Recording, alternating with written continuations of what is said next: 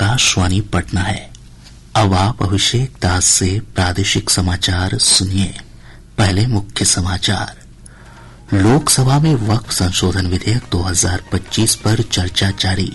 अल्पसंख्यक कार्य मंत्री किरेन रिजिजू ने कहा, विधेयक का मुसलमानों की धार्मिक प्रथाओं से कोई लेना देना नहीं है। केंद्रीय गृह मंत्री अमित शाह ने विपक्षी दलों पर विधेयक को लेकर भ्रम फैलाने का आरोप लगाया। वहीं कांग्रेस और राजद समेत सभी विपक्षी दलों ने विधेयक को संविधान और धर्मनिरपेक्षता की मूल भावना के खिलाफ बताया। केंद्र सरकार ने राज्यों को विशेष सहायता योजना के तहत बिहार को 2,638 करोड़ रुपए से अधिक की राशि स्वीकृत की। और लोक आस्था के 4 दिवसीय महापर्व छठ के दूसरे दिन आज व्रती खरना का अनुष्ठान कर रहे हैं। कल अस्ताचलगामी सूर्य को पहला अर्घ्य अर्पित किया जाएगा। अब समाचार विस्तार से। वक्फ संशोधन विधेयक 2025 आज विचार और पारित करने के लिए लोकसभा में पेश किया गया। विधेयक पर चर्चा जारी है। केंद्रीय अल्पसंख्यक मामलों के मंत्री किरेन रिजिजू ने विधेयक पेश करते हुए कहा कि इस विधेयक का मुसलमानों की धार्मिक प्रथाओं से कोई लेना देना नहीं है। उन्होंने कहा कि यह केवल वक्फ बोर्ड की संपत्तियों से जुड़ा है।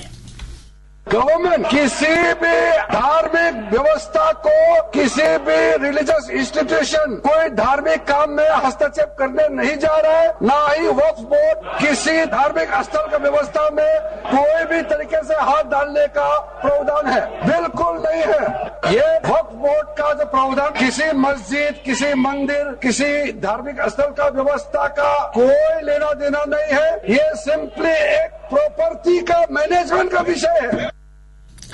केंद्रीय गृह मंत्री अमित शाह ने चर्चा में भाग लेते हुए विपक्षी दलों पर विधेयक को लेकर भ्रम फैलाने का आरोप लगाया। उन्होंने कहा कि बिल को लेकर वोट बैंक की राजनीति की जा रही है।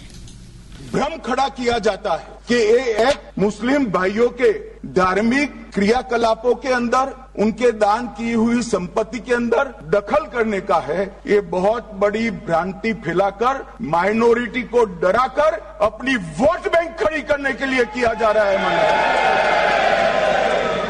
मान्यवर, कहां पर गैर मुस्लिम सदस्य रखे जाएंगे? परिषद में और वक्फ बोर्ड में। उसका काम क्या है? उनका काम धार्मिक क्रियाकलापों को कुछ चलाने का नहीं है। वो शुद्ध रूप से वक्फ का जो कानून, दान के लिए किसी ने दी हुई संपत्ति, उसका एडमिनिस्ट्रेशन अच्छे से चल रहा है नहीं चल रहा है, कानून के हिसाब से चल रहा है नहीं चल रहा है, या तो दान जिस चीज के लिए दिया गया, इस्लाम धर्म के लिए दिया गया, गरीबों के भोजन के लिए दिया गया, गरीबों के उद्धार के लिए, वो उद्देश्य के लिए इसका उपयोग हो रहा है नहीं हो रहा है, इसका नियमन करने का काम है। श्री शाह ने कहा कि राजद अध्यक्ष लालू प्रसाद ने वर्ष 2010 में वक्फ के खिलाफ कानून बनाने की मांग की थी। तत्कालीन सरकार ने उनकी मांग पूरी नहीं की थी, लेकिन आज मोदी सरकार उनकी मांग को पूरी कर रही है। इधर चर्चा की शुरुआत करते हुए कांग्रेस के गौरव गोगोई ने कहा कि यह विधेयक संविधान के खिलाफ है।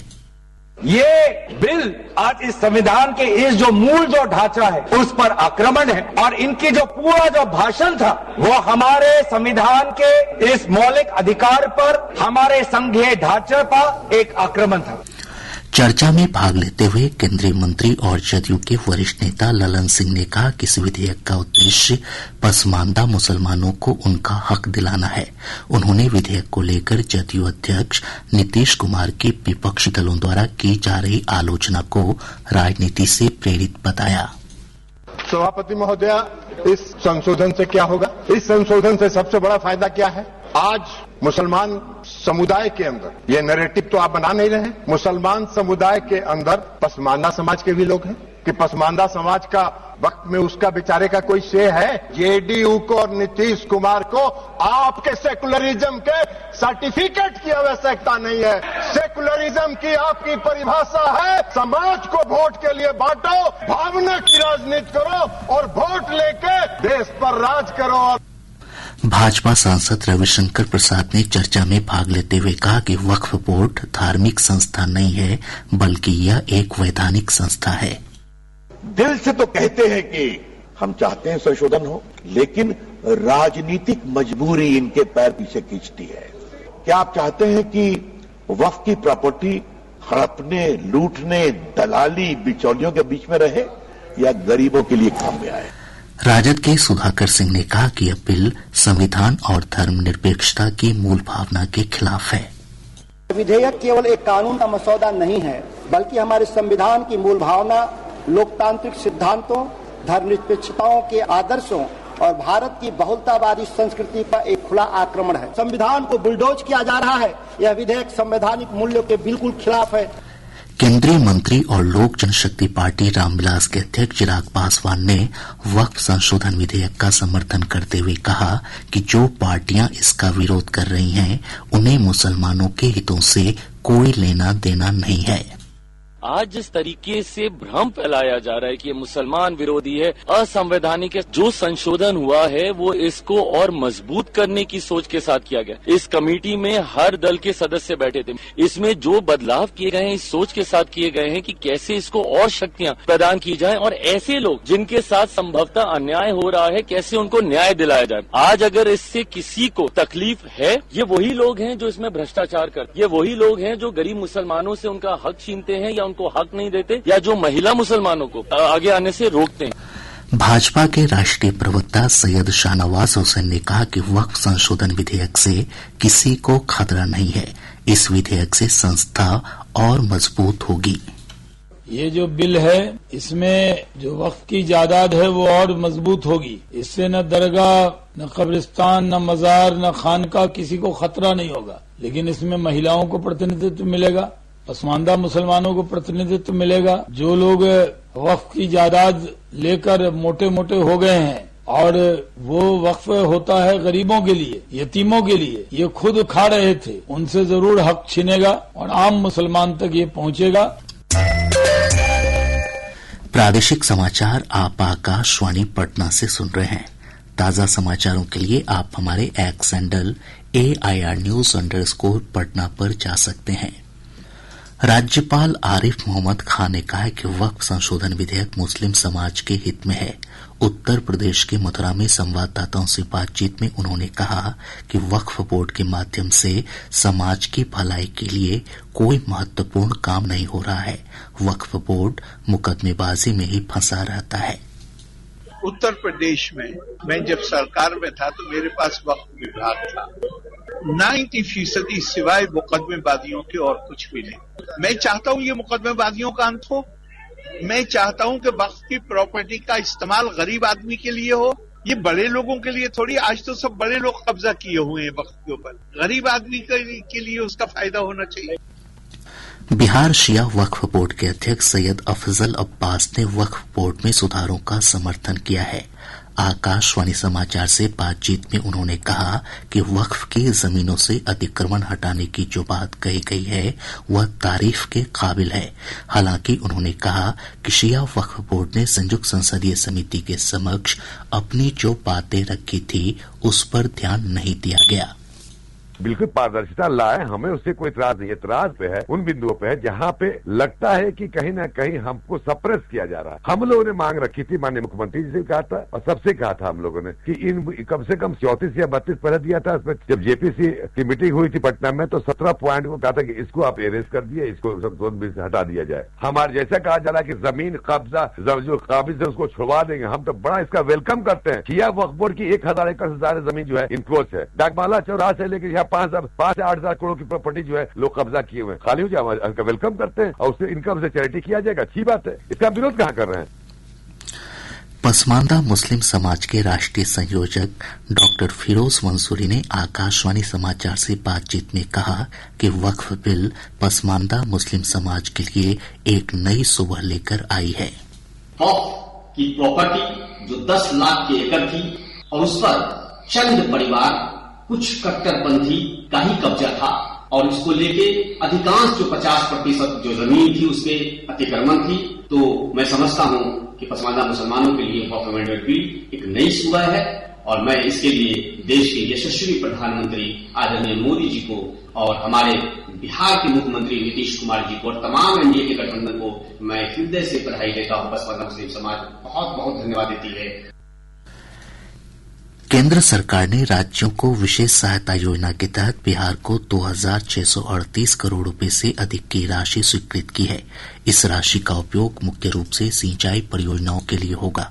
उप मुख्यमंत्री सम्राट चौधरी ने बताया कि कोसी मेची नदी लिंक परियोजना और पश्चिमी कोसी नहर परियोजना समेत कई अन्य परियोजनाओं पर राशि खर्च की जाएगी। उन्होंने विशेष सहायता राशि जारी करने के लिए प्रधानमंत्री नरेंद्र मोदी को धन्यवाद दिया। पूर्व मध्य रेल ने वित्तीय वर्ष 2024-25 में यात्री भाड़ा से राजस्व अर्जित करने के मामले में देश भर में पहला स्थान हासिल किया है। महाप्रबंधक छत्रसाल सिंह ने बताया कि रेल यात्रियों से 4,602 करोड़ रुपए का राजस्व प्राप्त हुआ, जो एक रिकॉर्ड है। राजद अध्यक्ष लालू प्रसाद की अचानक तबीयत खराब होने के बाद बेहतर इलाज के लिए उन्हें दिल्ली ले जाया गया है। प्राप्त जानकारी के अनुसार ब्लड शुगर बढ़ने और रक्तचाप घटने के कारण उनकी तकलीफ बढ़ गई थी। और अब खबर चैती छठ की।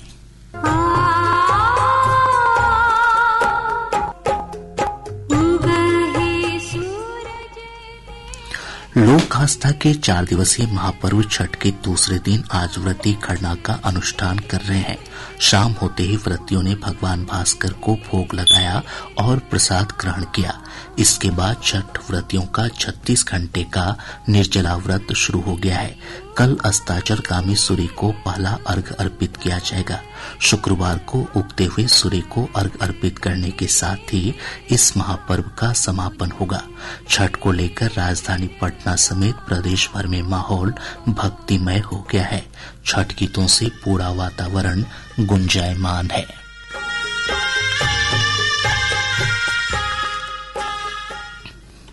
प्रदेश में मौसम शुष्क बना हुआ है।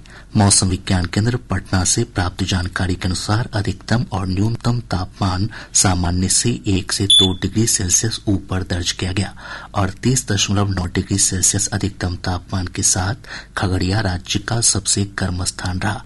मौसम पूर्वानुमान में कहा गया है कि अगले 72 घंटों के दौरान अधिकतम तापमान में किसी विशेष परिवर्तन की संभावना नहीं है। कल गोपालगंज, बक्सर, कैमूर और रोहतास जिले में तेज हवा के साथ बारिश की संभावना है। इस दौरान कुछ जगहों पर वज्रपात की भी आशंका जताई गई है। और अब अंत में मुख्य समाचार एक बार फिर। लोकसभा में वक्फ संशोधन विधेयक 2025 पर चर्चा जारी। अल्पसंख्यक कार्य मंत्री किरेन रिजिजू ने कहा, विधेयक का मुसलमानों की धार्मिक प्रथाओं से कोई लेना देना नहीं है। केंद्रीय गृह मंत्री अमित शाह ने विपक्षी दलों पर विधेयक को लेकर भ्रम फैलाने का आरोप लगाया। वहीं कांग्रेस और राजद समेत सभी विपक्षी दलों ने विधेयक को संविधान और धर्मनिरपेक्षता की मूल भावना के खिलाफ बताया। केंद्र सरकार ने राज्यों को विशेष सहायता योजना के तहत बिहार को 2,638 करोड़ रुपए से अधिक की राशि स्वीकृत की। और लोक आस्था के 4 दिवसीय महापर्व छठ के दूसरे दिन आज व्रती खरना का अनुष्ठान कर रहे हैं। कल अस्ताचलगामी सूर्य को पहला अर्घ्य अर्पित किया जाएगा। इसके साथ ही आकाशवाणी पटना से प्रसारित प्रादेशिक समाचार का ये अंक समाप्त हुआ। आकाशवाणी पटना से अगला समाचार बुलेटिन प्रातः 8:48 से प्रसारित किया जाएगा।